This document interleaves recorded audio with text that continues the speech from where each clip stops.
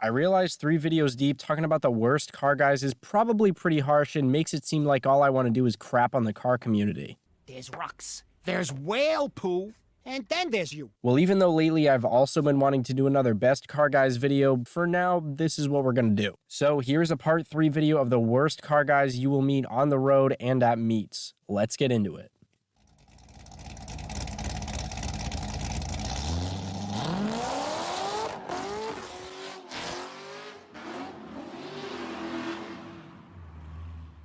Before we get started, I just want to say if there's anything you guys want to see a video about, please let me know in the comments or send me a DM on Instagram. I've been thinking about doing a rating my subscribers/followers cars video, so if you'd want to see that, make sure to tell me and maybe even send me your ride or tell someone else to send me their ride so I can start a roster. Otherwise, I've got some more mod-based videos in mind, but again, I want to hear from you guys, so let me know what you're looking for. On to the rest of today's video. The first worst type of car guy is the tough guy. This one comes from a story my buddy told me a little while ago. He was just on his normal commute in an S197 Mustang, keep in mind, when some dude in a 6th gen Camaro coasts past him coming up to a light. As he goes by, Camaro dude gives an ice cube raised lip type of glare, revs his engine a couple times, and slowly goes past while holding eye contact. The engine revs were one thing. I always love when car guys get loud around other nice cars, but the whole tough guy attitude he tried to give off was not it. I also wonder sometimes when people with nicer cars send it past me or rev at me if they think it's intimidating or something. Granted, like 95% of the time or more, it's definitely not, and it's just for fun, which is awesome. But even if someone was trying to be like that, I'd still think it just sounded cool and I'd probably end up wanting them to do it again. Besides the weird vibes a dirty tough guy stare type of look would give, I'd probably just be happy to hear the car, because almost every time somebody does it, the sound gives me a nice little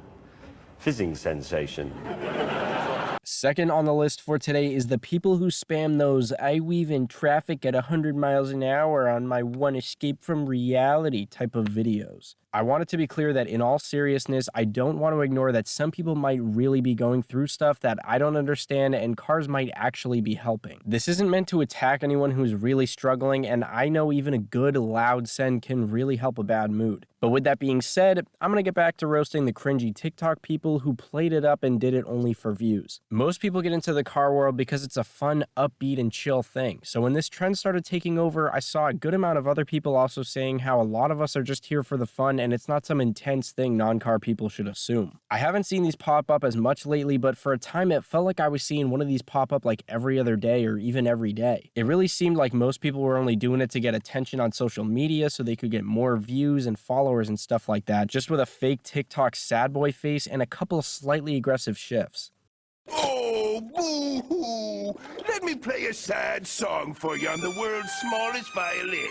The ones that would talk about weaving on the highway bugged me even more, but if you don't already know how I feel about that stuff, I went all into it on the first Car Guys video, so you can check that one out. The third worst car guy or girl for this video is the one who never, ever, at any point, uses their blinker. This isn't restricted to car guys, and it might seem like just a petty thing to point out, but it's not really one of the biggest things here, and it's just a small knob to the right of the steering wheel. It's not that hard to use. Times like when you're already on a highway exit or it's one of those turns where you can only go one way, that never really bugs me. I don't care about that. The times that I do get really rankled by this is when people are non-stop changing lanes and getting up close and personal to other cars with no blinkers. For my commutes lately, it became more of a pet peeve of mine, and sometimes it feels like there's more people on the road who don't even know what a blinker is than those who use it. I've seen some iffy situations come from stuff like this, and if you're moving close to anyone on the road, it's pretty helpful for everyone to be on the same page, and even more so on the highway when everyone's going like 70 to 80 miles an hour. I never actually do it, but sometimes when I see people like this, I want to pull up next to them, wiggle the blinker, and be like, know what this is? If you can't figure it out, I know where you can put it. These nuts?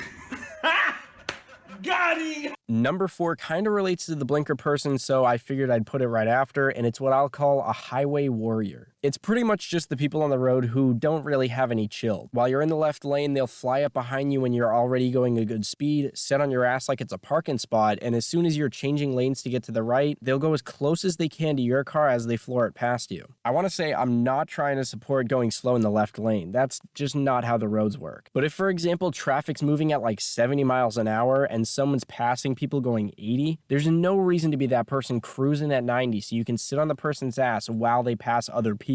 Also, if someone's passing someone else and they do happen to be going slow in the left lane, don't dart to the right lane as soon as there's an opening, because odds are the person in front of you is gonna move. Then you'll just have to go back into the left lane afterwards, and if you do try to jump past them in the right lane, it could get kind of rough. For this type of stuff, I've got a 3-second rule and a 10-second rule that I really like. The 3-second rule is just to stay about 3 seconds behind the person in front of you. If you're coming up to a stop sign, obviously this doesn't really apply, but still just keep some distance. The 10-second rule is just that if you come up behind someone going a little slow in the left lane and it's more than 1 lane wide, just count to 10 before you decide to go around them. You'd probably be surprised how often people move on like 7 or 8 and you're just sitting there thinking, You're a wizard, Harry.